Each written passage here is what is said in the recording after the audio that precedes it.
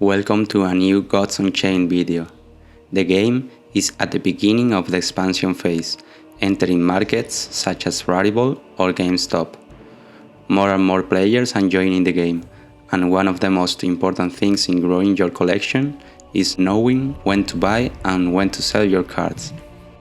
In this video, we will see what is the best time to buy, depending on the cryptocurrency with which you operate, the market situation, anticipation of the next steps in the roadmap and its possible effects, the current meta in the game, and the correlation with cryptocurrencies and other factors.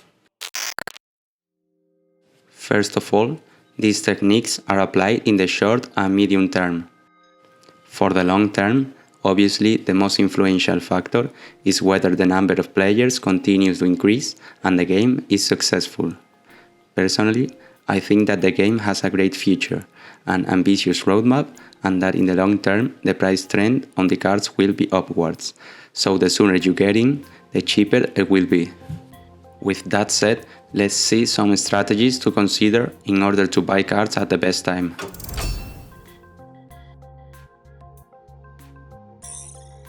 In general, we see how the market for NFTs and collectibles doesn't have to be linked to cryptocurrencies. However, Gods Unchained has its own token, GODS, which does fluctuate in a similar way to the cryptocurrency market, led by Bitcoin and Ethereum. As GODS is the currency of rewards in the game, the higher the price of the token, the greater the benefit in rewards, and therefore greater interest in buying cards by players, and improving their collection to win more games. As consequence, a bear market like the one we are experiencing corresponds to a lower price of the cards, being a good time to buy. Even so, the price of the cards are not as volatile as cryptocurrencies, and in the face of declines in the crypto market, the cards lower their price to a lesser extent.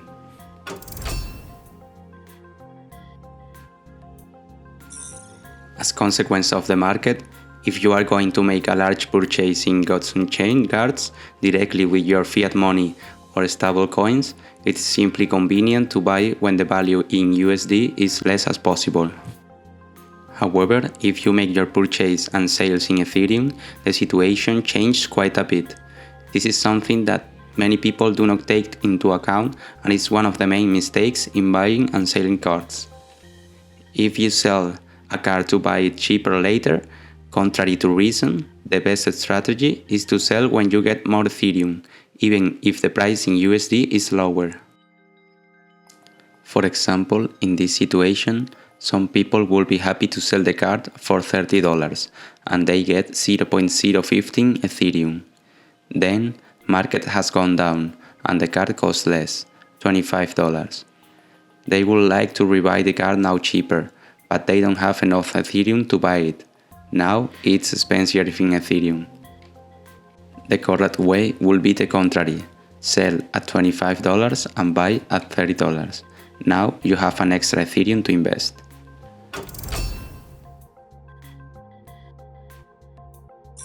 The price of the cards will always be marked by the current meta of the game. If you want to acquire a card, it's best to wait until its gods or archetype is out of the meta or out of style. If you rush to buy a card when it's currently the best archetype in the game, this will eventually change with patches and its price will necessarily go down. To detect this, I always recommend consulting tools like GeoDecks to see which are the trending archetypes, see which decks the best players use, or check the historical price of the cards on Token Trove or Aqua. By analyzing the upcoming developments in the game, changes in the price of cards can be predicted, as has happened, for example, with the price change due to the patches in the meta, or the increase in the price of gold and diamond cards due to the introduction of the daily play to earn, compared to the meteorite quality cards. In the near future, we can use upcoming events to our advantage. Here are some of the upcoming events I have a strategy for. 1. 12 new cards are being released in the set of Light's Verdict.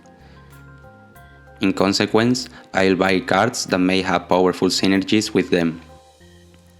2. Chess, trinkets, and boards are being migrated from Ethereum network to Immutable X. In consequence, an increase in price of these cosmetics is expected. 3. New set launching. A new set launching means that the last set will be locked forever, no more change to the cards, and no more cards will be produced from this set. This means the offer will not increase anymore, so the price can only increase with the time. 4. Balancing patches. In balancing patches, I always try to avoid investing in cards from the strongest god, because they may be nerfed.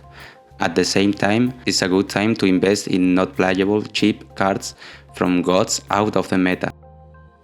5. The new gods staking program.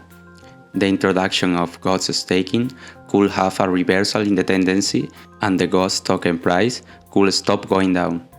Good opportunity for investing in the token. 6. Card renting. Cards from all sets with high scarcity will be more profitable. Not only you will have the privilege of playing them, but you can make some profits by renting them. Their price will go up. They will be a better investment. So far the strategies for buying cards. If you are a regular player and have other different strategies, feel free to share it in the comments. Thank you very much for listening until the end. See you in the next video.